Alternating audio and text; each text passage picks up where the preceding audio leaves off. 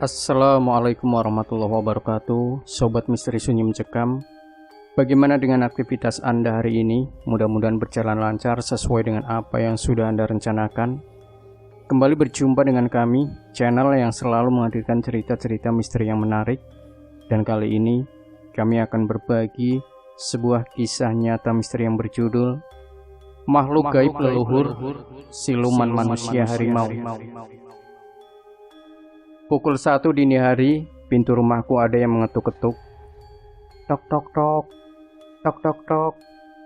Assalamualaikum, seru seseorang di luar pintu rumahku. Aku pun segera bangkit dari tempat tidurku dan langsung keluar dari kamar tidurku untuk membuka pintu. Assalamualaikum Pak Ustadz, serunya lagi. Waalaikumsalam. Iya sebentar, jawabku dari balik pintu. Setelah pintu rumahku kubuka, aku melihat seorang wanita tua separuh baya yang sudah aku kenal. Beliau adalah salah satu tetanggaku yang bernama Butari. Dengan wajah cemas beliau memohon kepadaku. Mohon maaf Pak Ustadz, saya mau minta tolong. Anak menantu saya tiba-tiba mengamuk tanpa sebab. Saya pun merasa heran dan merasa khawatir, karena dia secara tiba-tiba bersikap bengis dan kejam kepada siapapun. Saya mohon Pak Ustadz bisa menolong kami, pinta Butari kepadaku. Iya Bu, insya Allah nanti saya ke rumah ibu. Saya mau mengambil air wudhu dulu sebentar, jawabku. Iya Pak Ustadz, silakan. Saya tunggu secepatnya di rumah saya ya Pak Ustadz, kata Butari sambil berlalu dari hadapanku. Aku pun langsung berjalan menuju ke kamar mandi untuk membersihkan badan sebentar dan mengambil air wudhu di luar kamar mandi. Seusai mengambil air wudhu, aku segera berangkat menuju rumah Butari yang hanya berjarak 20 meteran dari rumahku. Sesampainya di rumah Butari, aku melihat Anto, menantu dari Butari, sedang dipegangi oleh 4 orang laki-laki. Anto meraung-raung sambil meronta-ronta dari pegangan 4 orang laki-laki itu. Suaranya bagaikan suara harimau kesakitan, hingga membuat tetangga sekitar rumah merasa terusik dan terbangun mencari sumber suara itu. Sementara itu aku langsung duduk di hadapan Anto yang masih berusaha untuk melepas pegangan ke-4 orang laki-laki itu. Kulihat sepasang mata Anto kini benar-benar memancarkan pandangan kebencian melihat kedatanganku.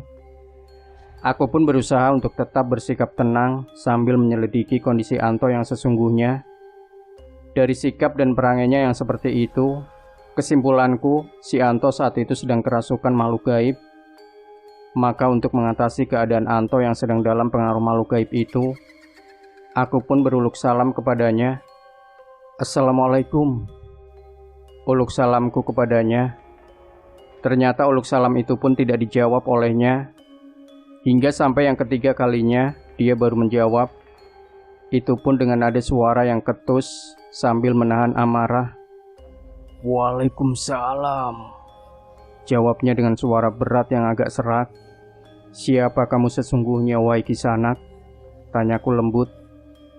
Makhluk gaib yang berada di dalam tubuh Anto itu tidak menjawab pertanyaanku.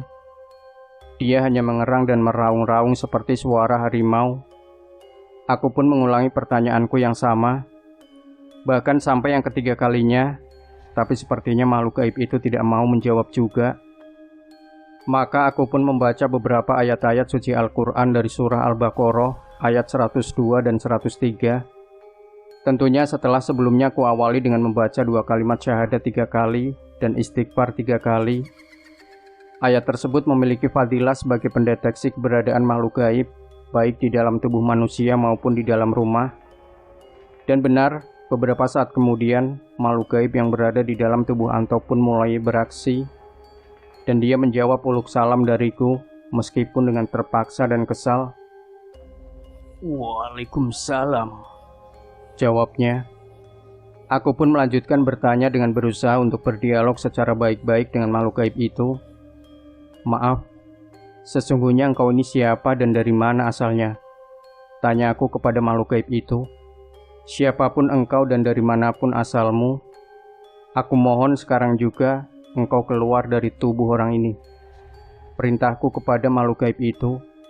Tiba-tiba dia berteriak histeris sambil meraung-raung. Kemudian dia pun berkata, Apa urusanmu denganku, wahai anak manusia? Tanyanya kepadaku sambil memerah matanya, menatap dengan tajam ke arahku. Tentu saja aku punya urusan denganmu, karena saat ini engkau berada di dalam tubuh manusia yang bukan tempatmu. Jawabku dengan tegas. Sekali lagi aku bertanya kepadamu, siapa sesungguhnya engkau dan berasal dari mana? Tanyaku lagi. Kulihat tubuh Anto mulai meronta-ronta lagi dan nyaris lepas dari pegangan keempat laki-laki yang dari tadi masih berusaha untuk memeganginya dengan erat. Maka aku pun mulai membaca doa hijab syakron, dan seketika itu dia pun menjerit merasa panas dan kesakitan. Tiba-tiba makhluk gaib yang ada di dalam tubuh Anto mengerang kesakitan. Aduh, panas, panas, teriaknya.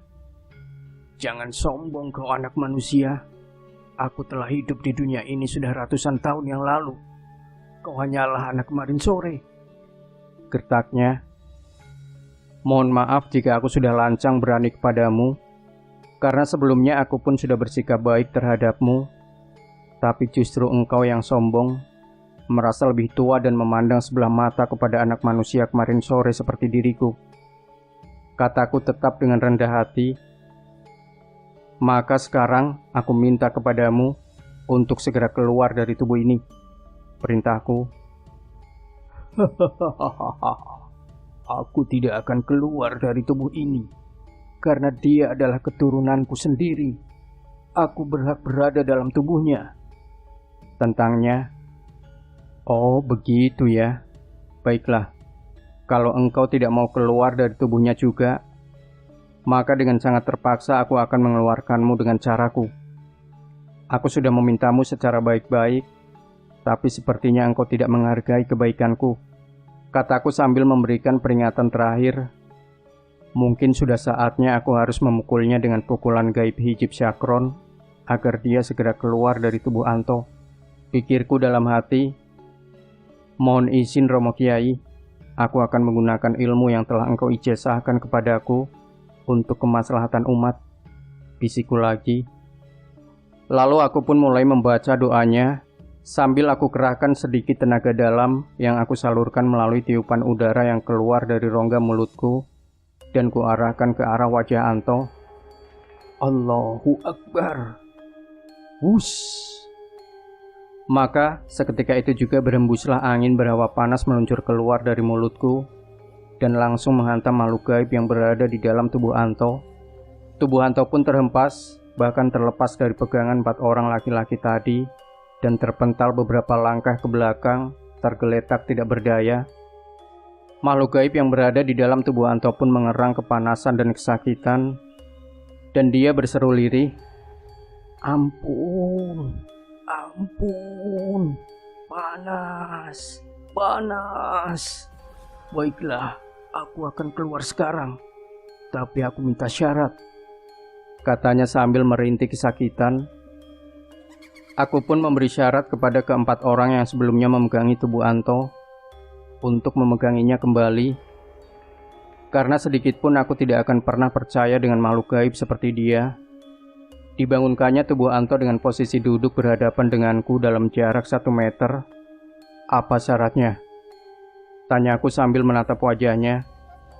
Aku minta agar anak ini datang ke tempatku, kata makhluk gaib itu. Di mana tempatmu?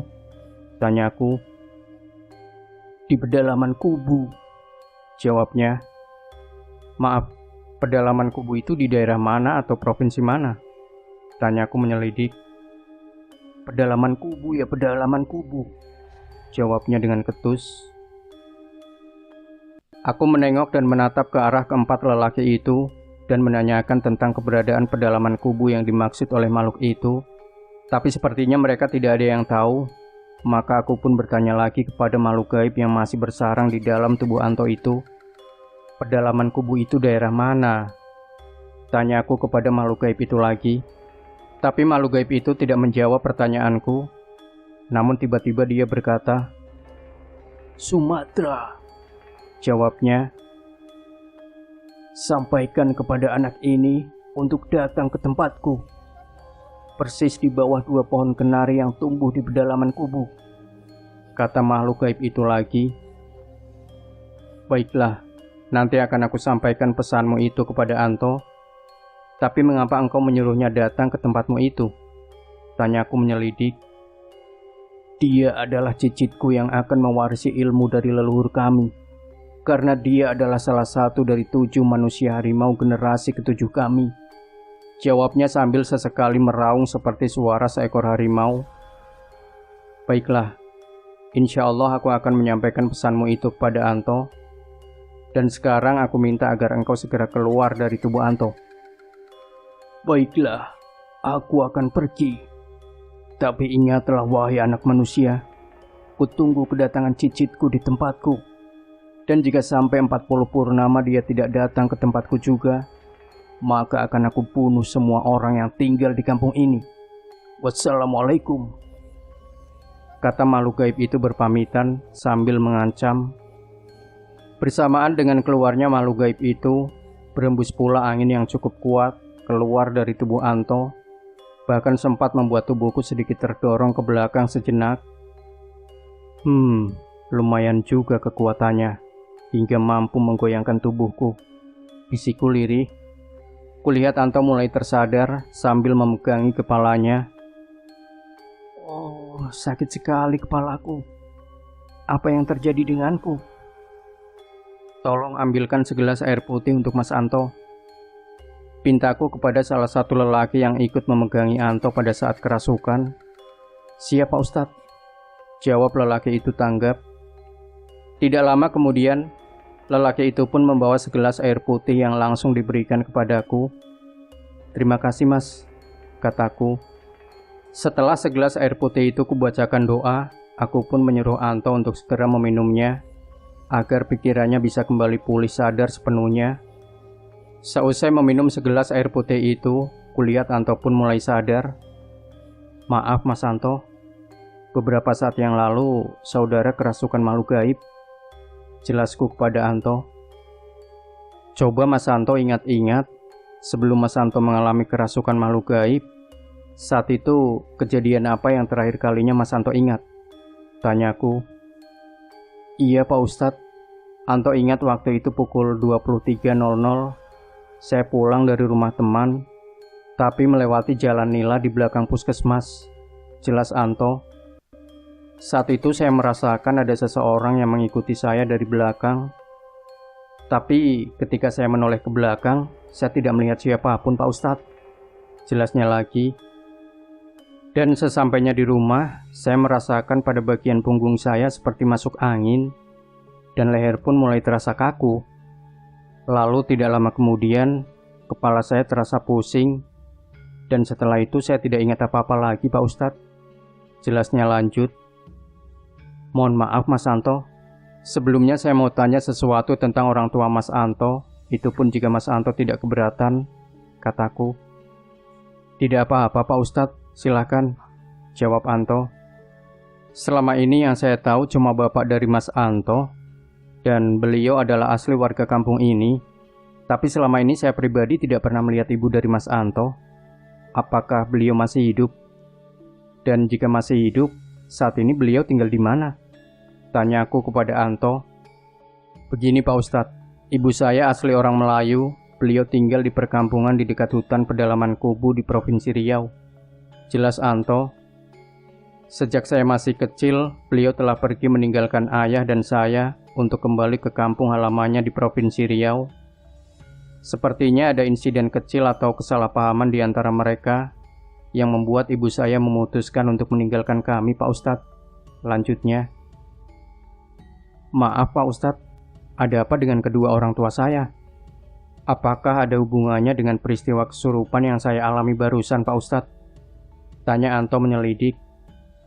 Benar Mas Anto, jawabku singkat. Oh iya Pak Ustadz, waktu saya masih kecil bapak saya pernah bercerita kepada saya bahwa ibu saya adalah anak tunggal dari salah satu keturunan anggota 7 manusia harimau di kampungnya. Dan karena ibu seorang perempuan, maka jika beliau menikah dan memiliki anak laki-laki, dia akan mewarisi ilmu 7 manusia harimau. Karena saat itu jumlah manusia harimau dalam keluarga leluhur kami hanya tersisa 6 orang, jadi sayalah yang akan menjadi manusia harimau ketujuh, Pak Ustadz. Jelas Anto kepadaku. Oh, begitu ya, kataku. Akhirnya aku menceritakan tentang peristiwa kesurupan yang menimpa Anto dari pertama sampai akhirnya dia tersadar kembali. Aku pun menyampaikan amanat pesan dari leluhur manusia harimau yang merasuk ke dalam tubuh Anto. Dan sepertinya Anto masih bingung menyikapi pesan dari leluhurnya yang baru saja aku sampaikan kepadanya. Mohon petunjuk dari Pak Ustadz, sebaiknya apa yang harus saya lakukan untuk menyikapi pesan dari leluhur saya, Pak Ustadz? Apakah saya harus mengikuti permintaannya ataukah mengabaikannya? Tanya Anto kepadaku. Maaf Mas Anto, karena hal ini adalah urusan keluarga dan berhubungan erat dengan amanat dari leluhur Mas Anto sendiri, maka saya merasa tidak berhak ikut campur dalam urusan ini. Mohon maaf, kataku. Tapi saya minta tolong kepada Pak Ustadz, sudilah kiranya memberikan saran untuk saya, agar saya tidak sampai salah dalam mengambil keputusan dalam masalah ini, Pak Ustadz. Kata Anto sambil memohon kepadaku. Baiklah, insya Allah saya akan membantu Mas Anto. Tapi sebelumnya ada beberapa hal yang ingin saya ketahui terlebih dahulu dari perasaan Mas Anto dalam menyikapi masalah ini. Kataku kepada Anto. Siap Pak Ustadz, monggo, kata Anto sigap. Yang pertama, apakah Mas Anto memiliki niat dan minat untuk bergabung dengan ilmu leluhur 7 manusia harimau itu? Tanyaku kepada Anto. Saya tidak memiliki niat maupun minat sama sekali Pak Ustadz. Karena saya ingin hidup normal seperti manusia pada umumnya. Saya tidak ingin terikat dengan perjanjian apapun dengan para leluhur kami. Jawab Anto tegas. Syukur alhamdulillah kalau begitu. Sehingga nantinya Mas Anto bersama istri dan anak-anak keturunannya akan lebih mudah dalam melewati perjalanan hidup ini. Karena tidak ada urusan apapun dengan ilmu para leluhurnya. Jelasku. Yang kedua, apakah Mas Anto akan memenuhi permintaan leluhur manusia harimau itu untuk mendatangi tempat beliau di pedalaman kubu di Riau? Tanyaku yang kedua kalinya kepada Anto. Mohon petunjuk dari Pak Ustadz. Sebenarnya saya tidak mungkin memenuhi permintaan beliau, karena selain membutuhkan waktu dan biaya, saya juga tidak ingin terjebak dalam perjanjian dengan para leluhur saya, Pak Ustadz. Jelasnya. Tapi kalau saya tidak memenuhi permintaan beliau, saya merasa khawatir dengan ancaman beliau yang katanya akan membunuh semua orang sekampung di sini. Bagaimana dengan ancaman ini, Pak Ustadz? Tanya Anto bimbang. Menurut saya, masalah permintaan dari leluhur Mas Anto agar datang ke tempat keberadaan beliau mungkin tidak harus dipenuhi, karena hal itu kan hanyalah sebuah permintaan atau permohonan yang sebenarnya tidak boleh memaksa. Jelasku kepada Anto. Tapi jika Mas Anto bisa hadir ke sana untuk memberikan penjelasan kepada beliau bahwa Mas Anto tidak berkenan untuk mewarisi atau melanjutkan perjanjian dari para leluhur manusia harimau, mungkin hal itu lebih baik. Setidaknya mereka tidak menunggu dan tidak berharap lagi kepada Mas Anto. Jelasku lanjut. Baiklah Pak Ustadz, terima kasih atas saran dan petunjuknya. Mudah-mudahan saya nanti bisa mengambil keputusan yang tepat dan benar sesuai dengan saran dan petunjuk dari Pak Ustadz. Kata Anto sedikit lega. Saya tunggu kabar baik dari Mas Anto, kataku mengingatkan. Oh iya Pak Ustadz, 40 purnama itu berapa lama Pak Ustadz? Tanya Anto kepadaku. 40 purnama itu sama dengan 40 bulan dan sama juga dengan 3 tahun 4 bulan. Jelasku kepada Anto. Oh begitu, berarti masih lama juga ya Pak Ustadz, kata Anto. Maaf Mas Anto, waktu itu bergerak sangat cepat. Jadi meskipun tampaknya 3 tahun 4 bulan itu masih lama, tapi jika kita tidak mengingatnya, maka seringkali kita merasa lupa, bahkan terkejut, setelah baru menyadari bahwa waktunya telah tiba. Maka kalau bisa, kita jangan menyepelekan masalah waktu. Jelasku menegaskan. Baik Pak Ustadz, jawab Anto singkat. Kulihat jam dinding di rumah Anto sudah menunjukkan pukul 2:30 pagi, maka aku pun mohon pamit untuk pulang kepada tuan rumahnya. Baiklah kalau demikian Mas Anto, saya mohon pamit untuk pulang kembali ke rumah saya, kataku sambil memohon diri. Monggo Pak Ustadz, terima kasih banyak atas bantuannya, kata Anto sigap. Sama-sama Mas, Assalamualaikum, kataku beruluk salam sebelum meninggalkan rumah Anto. Waalaikumsalam, jawab salam Anto.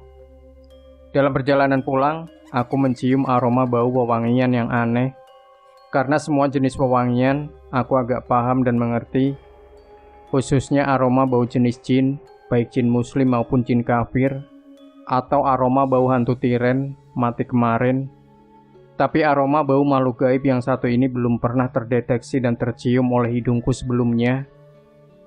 Benar, saat itu ada makhluk gaib yang mengikuti setiap langkahku. Maka aku pun berhenti sejenak, dan makhluk gaib itu pun ikut berhenti. Setelah kurasakan dan kulihat dengan pandangan batinku, ternyata dia adalah leluhur manusia harimau tadi. Mau apa dia mengikutiku? Tanyaku dalam hati.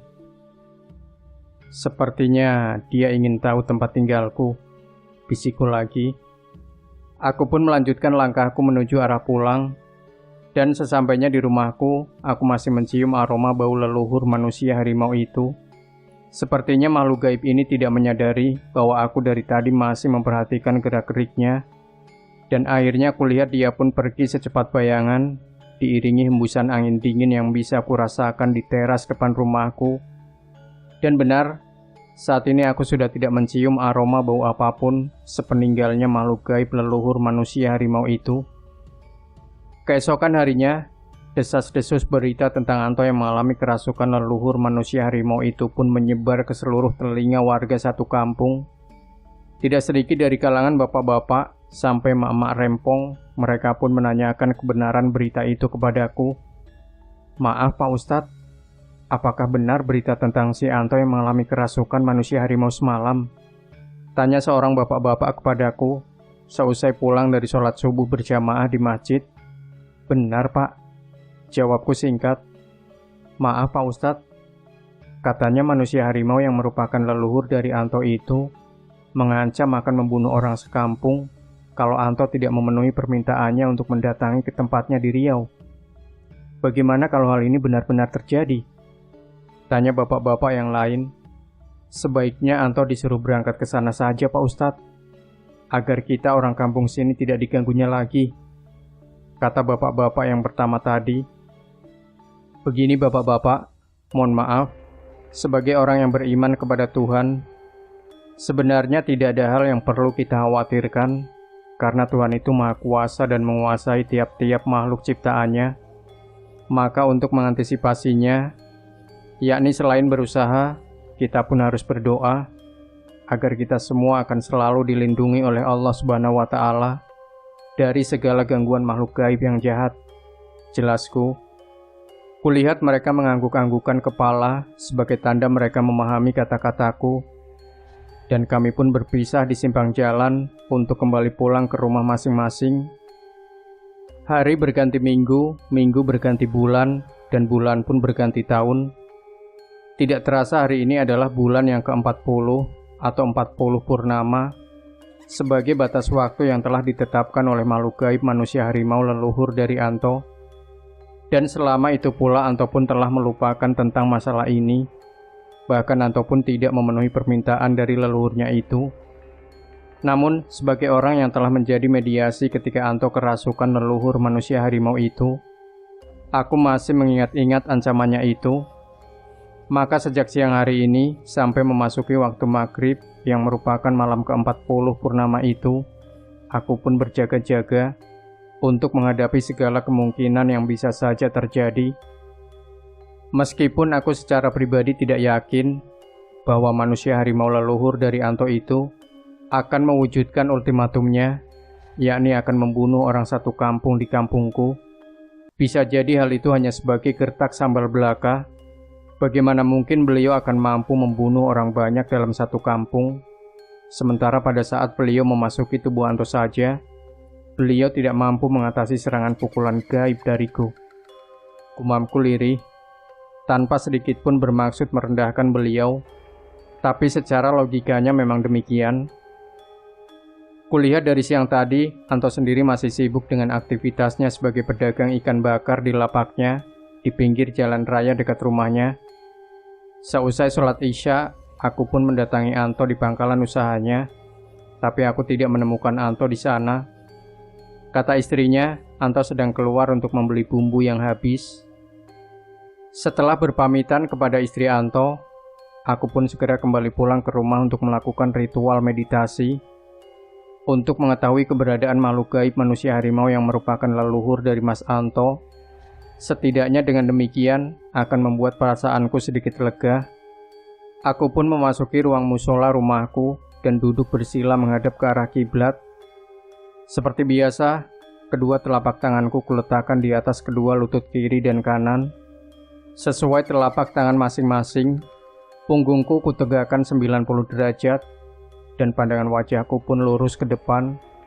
Kedua mataku mulai aku pejamkan, lalu aku satukan pikiran dan hati, fokus pada sebuah titik cahaya. Setelah pikiran dan hatiku benar-benar fokus dan mencapai konsentrasi penuh, tentunya dengan sejenak melupakan segala hal yang telah terjadi beberapa saat yang lalu, dan melupakan segala rencana yang akan dilakukan setelahnya. Beberapa saat kemudian, aku pun mulai memasuki dimensi alam meditasiku. Samar-samar aku mulai melihat setiap sudut tapal batas perkampunganku, mulai dari ujung timur, selatan, barat, utara, dan kembali ke timur lagi. Tidak kulihat penampakan sosok makhluk gaib leluhur manusia harimau itu. Kucoba melihat ke arah atas pun tidak kutemukan tanda-tanda akan kedatangannya. Maka, untuk mengantisipasi segala kemungkinan hal yang buruk, aku pun mengunci setiap sudut tapal batas ujung perkampungan kami dengan pagar gaib, yakni menggunakan ilmu afirmasi, ijazah dari Romo Guru Al-Mukarrom Al-Habib Muhammad Dardanila As-Sahab dari Pekalongan. Mohon izin Romo Guru Al-Habib, saya akan menggunakan ijazah ilmu afirmasi dari panjenengan, bisikku dalam hati. Kutingkatkan konsentrasiku dan aku pun mulai untuk proses afirmasi. Dengan rahmatmu, dengan izinmu, dan dengan semua sifat-sifatmu, saya afirmasikan ke dalam diri saya, kepada kekuatan intelijensi tanpa batas alam pikiran bawah sadar saya meminta bantuan dengan kekuatan energi murni cahaya tinggi dari penjuru alam semesta, cahaya cinta kasih ilahi, cahaya rahmatan lil alamin, untuk membentengi seluruh wilayah perkampungan ini dari segala gangguan makhluk gaib, baik dari golongan jin maupun dari golongan manusia. Tidak ada daya dan upaya apapun kecuali dari Allah Subhanahu wa Ta'ala. Afirmasi dimulai dari sekarang. Selama beberapa menit, bahkan 1 jam, proses afirmasi ini aku lakukan agar benar-benar mencapai hasil yang sempurna dan memiliki kekuatan yang penuh. Tentunya dengan izin dan ridhonya. Selama itu pula aku pun masih berada di dalam alam dimensi meditasiku. Setelah 1 jam kemudian, aku pun mengakhiri afirmasi ini. Afirmasi cukup sekian, bisikku lirih. Alhamdulillahirobbil alamin. Ucap syukurku sebagai tanda untuk mengakhiri segala perbuatan yang baik. Perlahan-lahan ku buka kedua mataku dan kuhirup nafas dalam-dalam untuk menstabilkan kembali sistem pernafasan paru-paruku. Tidak lama kemudian, aku pun bangkit dari tempatku duduk bersila dan segera berjalan menuju keluar rumah untuk memastikan situasi dan kondisi keadaan kampungku aman dari segala gangguan makhluk gaib yang akan berniat jahat kepada kami, khususnya dari makhluk gaib leluhur manusia harimau itu. Kulihat waktu di ponselku menunjukkan pukul 21.30. Aku pun melanjutkan langkahku untuk menyisir setiap sudut kampungku. Setelah selesai berkeliling kampung, aku pun segera kembali pulang ke rumah. Kulihat saat ini telah memasuki pukul 23. Kulihat saat ini telah memasuki pukul 11 malam, dan belum lama aku sampai di rumah. Selang 30 menit kemudian, pintu rumahku sudah diketok-ketok sama seseorang. Tok tok tok. Tok tok tok. Assalamualaikum Pak Ustadz, teriak seseorang dari balik pintu rumahku. Waalaikumsalam. Ya, sebentar, jawabku dari dalam rumah. Aku pun membuka pintu rumahku, dan setelah aku buka, ternyata orang itu adalah istri Anto. Tolong Pak Ustadz, Mas Anto pingsan, kata istri Anto memohon kepadaku. Sekarang Mas Anto sedang di mana, Mbak? Tanyaku kepada istri Anto. Karena yang aku tahu, biasanya mereka pulang dari berjualan ikan bakar pada pukul 12 malam. Kami baru sampai di rumah dari berjualan. Tiba-tiba Mas Anto pingsan, Pak Ustadz, jelas istri Anto. Baiklah, nanti saya akan ke rumah. Silahkan panjenengan pulang dulu saja, nanti saya akan menyusul, jawabku. Istri Anto pun pergi meninggalkan aku untuk kembali pulang ke rumahnya. Sementara aku langsung menuju ke belakang rumah untuk mengambil air wudhu. Sebelum berangkat menuju ke rumah Anto, seusai mengambil air wudhu, aku pun langsung pergi menuju rumah Anto yang hanya berjarak 20 meteran dari rumahku. Sesampainya di rumah Anto, kulihat tubuh Anto tergeletak tidak berdaya di atas pembaringan, seperti orang tertidur. Aku pun memeriksa denyut nadinya di pergelangannya sangat lemah, tapi ku dengar nafasnya teratur, seperti orang yang sedang terlelap tidur. Maaf Mbak Iin, sebelum pingsan sepertinya Mas Anto pergi sampai keluar dari kampung kita, tanyaku kepada istri Anto. Betul Pak Ustadz. Sekembalinya dari membeli bumbu, dia sempat pergi lagi, katanya ke rumah temannya di kampung sebelah. Bahkan baru pulang pada jam 11 malam, padahal warung kami sedang ramai. Untung ada keponakan saya yang ikut membantu, jelas istri Anto. Hah? Seruku kaget. Aku pun segera memeriksa keadaan tubuh Anto kembali.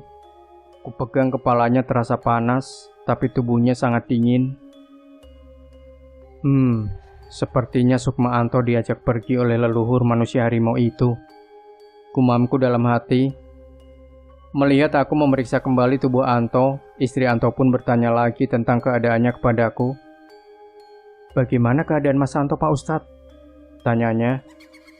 Aku tidak ingin istri Anto semakin bertambah cemas jika aku mengatakan kejadian yang sesungguhnya kepadanya. Mohon maaf Mbak Iin, saat ini sebaiknya Mbak Iin mendoakan yang baik saja untuk Mas Anto, agar dia segera siuman kembali, jelasku kepadanya. Baik Pak Ustadz, dan saya tetap memohon bantuan kepada Pak Ustadz, agar tidak terjadi sesuatu yang buruk kepada Mas Anto, pinta istri Anto kepadaku. Aku pun mohon pamit kepada istri Anto untuk kembali ke rumahku, dan sesampainya di rumah, aku langsung masuk ke dalam ruang musola untuk bermeditasi, agar bisa mengetahui perkembangan keberadaan Anto saat ini. Setelah siap, aku pun mulai bermeditasi. Beberapa saat kemudian, aku sudah memasuki alam dimensi meditasiku. Perlahan-lahan aku mulai melihat hutan sawit di sepanjang jalan, dengan tanah berpasir yang putih. Sampai akhirnya sampailah aku di pintu hutan yang dipenuhi semak belukar. Lalu kulewati jalan hutan setapak itu dengan hati-hati. Sepertinya hutan ini adalah hutan pedalaman Kubu di Provinsi Riau. Aku ingat kata-kata leluhur manusia harimau itu, bahwa untuk menemui beliau, yakni berada di bawah 2 pohon kenari yang besar. Dan benar, kulihat ada 2 pohon kenari yang cukup besar, tapi aku tidak melihat siapapun di sana, kecuali beberapa pasang batu nisan. Hah? Bisikku kaget.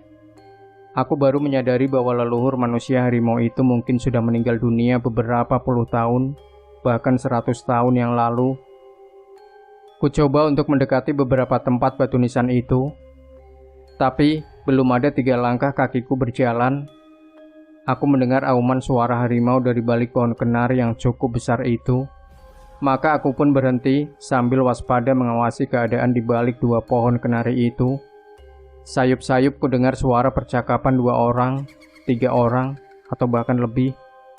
Mohon maaf Datuk Moyang, saya tidak memiliki niat dan tidak berminat untuk mewarisi ilmu 7 harimau ini. Suara Anto terdengar bergetar dari balik pohon kenari itu. Aku pun mendengar suara auman harimau lagi, membuat bulu kuduku meremang. Lalu kudengar lagi suara yang sangat berwibawa dan mampu menggetarkan hatiku. Engkau adalah putra tunggal dari cucu putri bungsuku. Maka engkaulah satu-satunya harapan bagi kami sebagai penerus ilmu manusia harimau yang ketujuh. Kata sumber suara itu.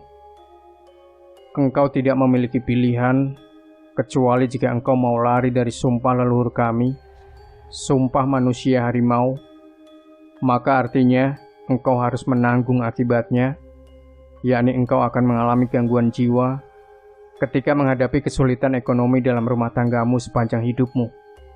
Lanjut sumber suara itu lagi, mohon beribu ampun datuk moyang, saya hanya ingin menjalani kehidupan sebagai manusia biasa. Kudengar suara Anto memohon sambil menangis. Kudengar lagi auman suara harimau, bahkan sepertinya suara itu lebih dari 1, 2, 3, 4, 5, atau 6. Iya benar, ada 6 suara harimau, bisikku lirih. Pikirkan baik-baik wahai cucuku, sebelum sumpah dari leluhurmu manusia harimau benar-benar akan menimpa kehidupanmu dan anak cucumu. Jelas sumber suara itu lagi. Suara itu terdengar menggema di dalam hutan yang dipenuhi pohon-pohon besar. Sementara suara tangis Anto yang memohon kepada datuk moyangnya masih kudengar berulang-ulang. Tiba-tiba kudengar suara berisik ketok-ketok pintu di depan rumahku. Suara ketok-ketok itu terdengar sangat kasar dan gugup. Maka spontan dengan perlahan-lahan, aku pun akhirnya mengakhiri ritual meditasiku saat itu juga. Dan pelan-pelan kubuka kedua kelopak mataku dan kuhirup nafas dalam-dalam. Aku pun segera bangkit dari duduk silaku dan langsung berjalan keluar dari musola menuju pintu depan rumah. Daun pintu rumahku kubuka pelan-pelan dan ternyata Mbak Iin, istri Anto, sudah berada di depan rumahku. Mohon maaf Pak Ustadz, minta tolong Pak Ustadz. Sekarang ini Mas Anto mengigau terus dengan kedua mata masih terpejam sambil menyebut nama seseorang. Pinta Mbak Iin cemas. Aku mengangguk pelan dan langsung berjalan mengikuti langkah-langkah Mbak Iin menuju ke rumahnya. Sesampai di rumahnya, kulihat Anto masih mengigau dalam keadaan matanya terpejam. Mohon ampun datuk moyang, saya hanya ingin menjalani kehidupan sebagai manusia biasa, gumam Anto berulang-ulang. Aku pun langsung mengatupkan kedua telapak tanganku sambil membaca doa selama beberapa menit. Lalu kuusapkan ke wajah Anto. Seketika itu juga Anto pun berhenti mengigau, tapi kedua matanya masih terpejam.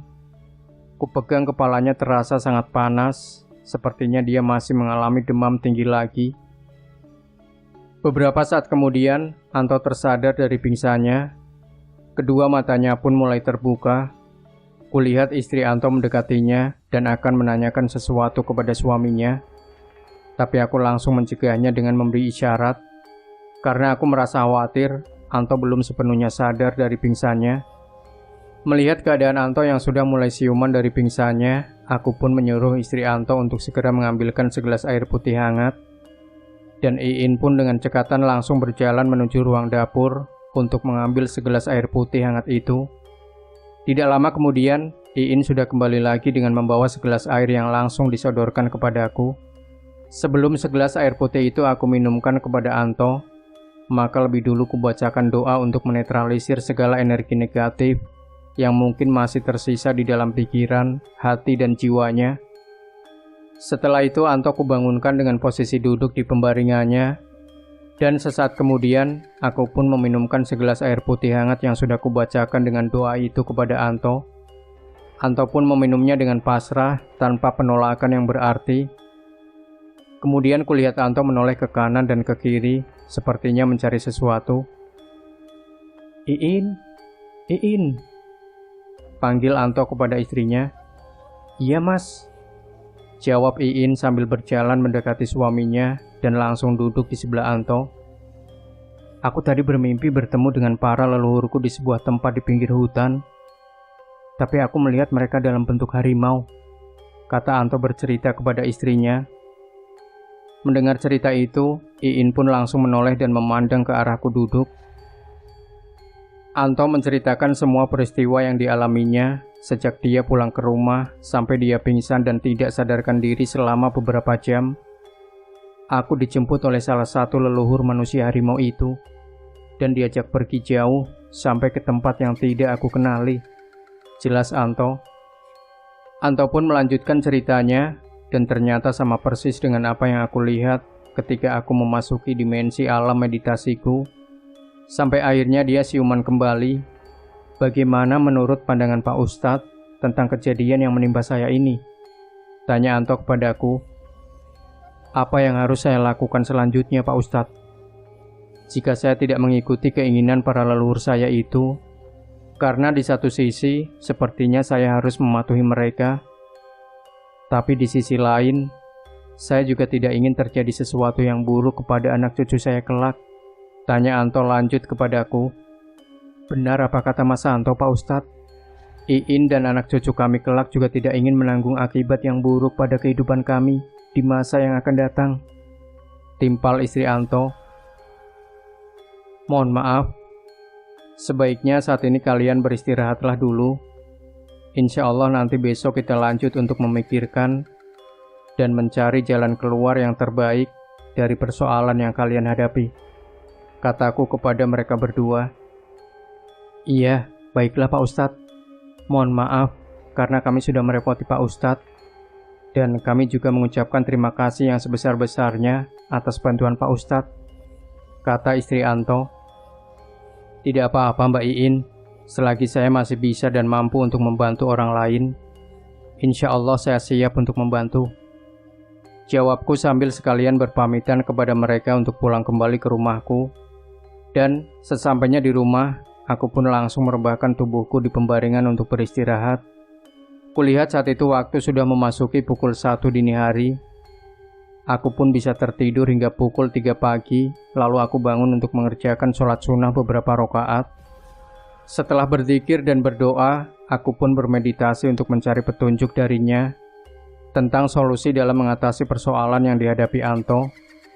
Dan ternyata meditasiku kali ini tidak berhasil menemukan petunjuk apapun, karena aku hanya melihat kegelapan dan tidak mampu menembusnya.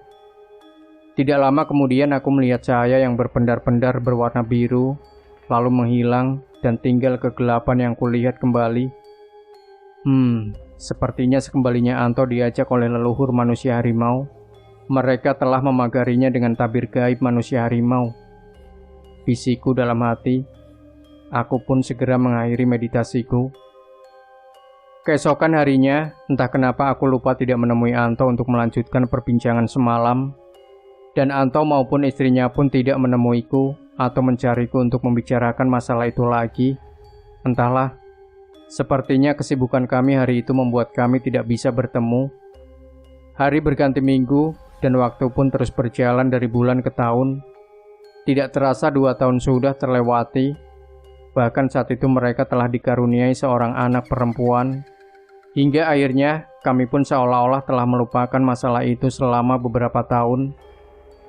Hingga suatu hari, mungkin karena kondisi ekonomi mereka sedang menurun, karena selama beberapa hari, dagangan ikan bakar mereka mengalami sepi pengunjung, Anto pun mengalami depresi.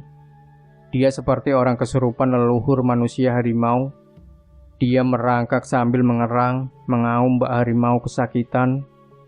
Tangannya pun mencengkram bagaikan cakar harimau yang siap mencabik-cabik mangsanya. Jika sudah mengalami kerasukan seperti itu, maka istri Anto pasti akan segera mencariku untuk meminta tolong kepadaku. Dan aku pun selalu membantu dan memberikan pertolongan sebisaku. Alhamdulillah, selama ini aku masih bisa menolong dan mengatasinya. Dan begitulah kejadian itu telah berulang-ulang selama ini. Kejadian kesurupan itu akan menimpa Anto setiap kali dia mengalami depresi karena keadaan ekonominya. Kejadian itu berlangsung terus, sampai akhirnya lahirlah anak yang kedua mereka. Bahkan dengan kelahiran putranya itu, tidak mampu merubah nasib dan kondisi Anto dari kesurupan leluhur manusia harimau. Bahkan sampai hari ini, putra pertamanya sudah memasuki sekolah lanjutan pertama kelas 3, pun masih suka mengalami kesurupan terus, terutama ketika dia merasa pusing dalam kekurangan ekonominya. Sepertinya sumpah dan kutukan dari leluhur manusia harimau kepada Anto itu benar-benar terjadi dan terbukti. Hingga suatu hari aku pindah rumah keluar dari kampungku karena aku telah menempati rumah baru di lain kelurahan, bahkan beda kecamatan, meskipun masih satu kota dengan Anto. Aku berharap Anto baik-baik saja, dan jikapun dia mengalami kesurupan leluhur manusia harimau lagi, mudah-mudahan ada orang yang bisa menolong dan membantunya. Demikian Sobat Misteri Sunyi Mencekam. Tinggalkan komentar Anda, like, share video ini, subscribe channel Sunyi Mencekam, dan nantikan kembali cerita-cerita misteri terbaru dari kami. Wassalamualaikum warahmatullahi wabarakatuh.